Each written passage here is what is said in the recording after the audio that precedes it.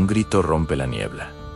No viene del enemigo, viene del Drakkar Naño en el año 991 después de Cristo. El mar del norte es negro, como el hierro recién forjado. Los remos golpean el agua al unísono, un corazón de madera y músculo que impulsa la nave hacia lo desconocido. Entre los guerreros, con sus barbas trenzadas y sus ojos endurecidos por el frío, hay una figura que no encaja. Es una mujer. Su cabello rubio cae en trenzas complejas y tiene sangre seca en las manos. Su nombre es Asa.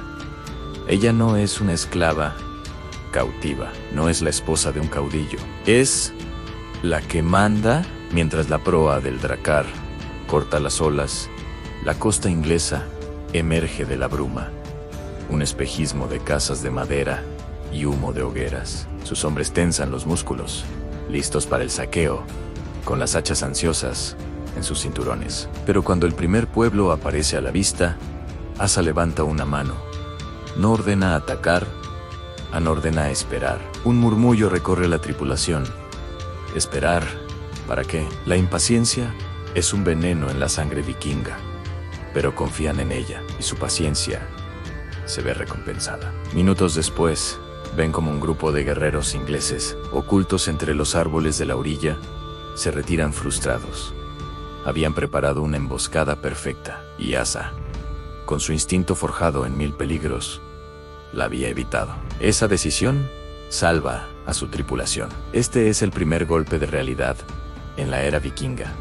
Algunas mujeres no solo sobrevivían, comandaban. Mientras el resto de Europa las encerraba, ellas heredaban tierras. Para entender a una mujer como Asa, debemos viajar a la Escandinavia de la era vikinga, un periodo que abarca desde el año 793 hasta el 1066. Contrario a la imagen popular de mujeres sumisas esperando en casa, la sociedad nórdica les otorgaba derechos sorprendentes. Para la época, la ley les permitía heredar propiedades de sus familias. Podían solicitar el divorcio si su matrimonio era infeliz o si sufrían maltrato. Y lo más importante en sí, el marido desaparecía en una incursión, se ahogaba en el mar o simplemente no regresaba. La mujer se convertía en la jefa indiscutible del hogar.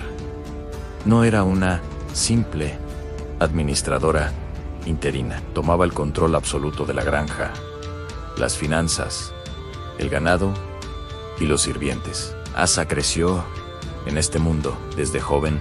Su padre no le enseñó solo a coser y cocinar. Aprendió a leer las runas, esos símbolos místicos que contenían conocimiento y poder. Aprendió a negociar el precio de las pieles y el ámbar en el mercado. Aprendió a escuchar las disputas entre sus vecinos y a impartir justicia con una mente clara y firme. No lo hacía por un acto de rebeldía, sino porque la ley y la costumbre se lo permitían. Esa libertad, esa capacidad para pensar y actuar como un líder, fue lo que la preparó para comandar un Drakkar.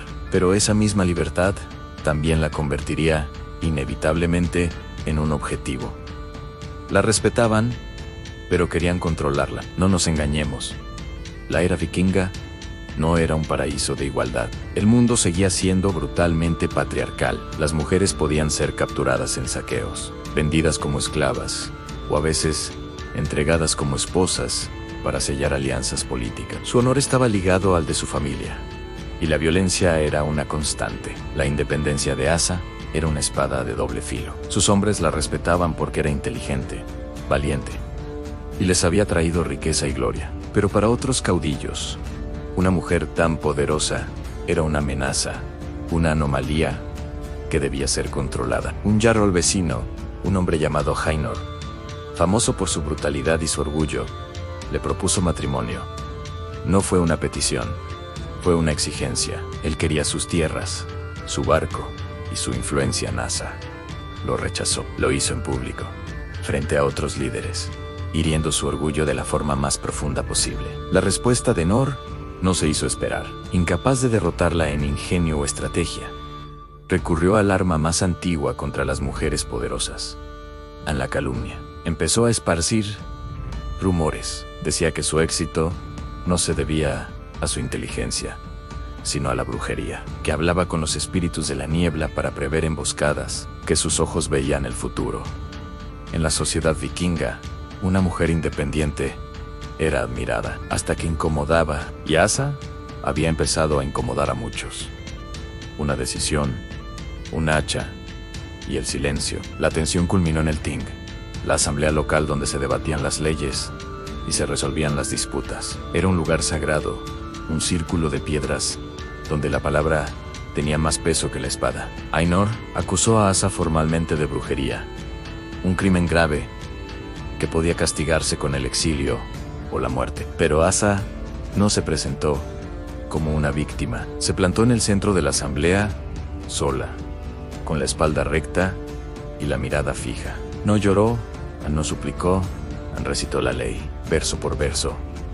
Citó los códigos que protegían su derecho a la propiedad. Presentó testigos que confirmaron que había heredado sus tierras y su nave de forma legítima. Desmontó cada acusación con lógica y pruebas. Humillado y furioso, al ver que la asamblea se inclinaba a favor de ella, Ainur perdió el control. Rompió la paz del Ting y desenvainó su hacha, lanzándose hacia ella en un arrebato de violencia. Pero Asa, una mujer que había vivido entre guerreros, reaccionó primero. Con un movimiento rápido y preciso, esquivó el ataque y golpeó, no con un arma, sino con la contundencia de quien se defiende para sobrevivir. Un golpe certero, el hombre cayó al suelo. La multitud no gritó de horror. No hubo pánico. Un profundo silencio se apoderó de la asamblea. Y luego, un murmullo de aprobación. Porque incluso en un mundo tan brutal como el suyo, la ley, cuando era defendida con coraje, estaba por encima del orgullo masculino. No todos los vikingos iban a saquear. Tras el incidente en el Ting, Asa comprendió que su hogar ya no era seguro. Su poder había generado demasiadas envidias. Hizo lo que mejor sabían hacer los vikingos de su estirpe. Se hizo a la mar. Pero su objetivo ya no era solo el saqueo. Ella se convirtió en una de las figuras más fascinantes y menos conocidas de la era vikinga.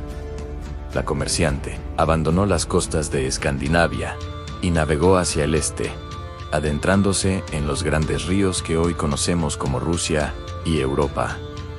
Del este a esta red de rutas fluviales era la autopista económica del mundo antiguo, y los vikingos, conocidos como varagos en estas tierras, eran sus dueños. Asa no llegaba a las aldeas quemando y matando.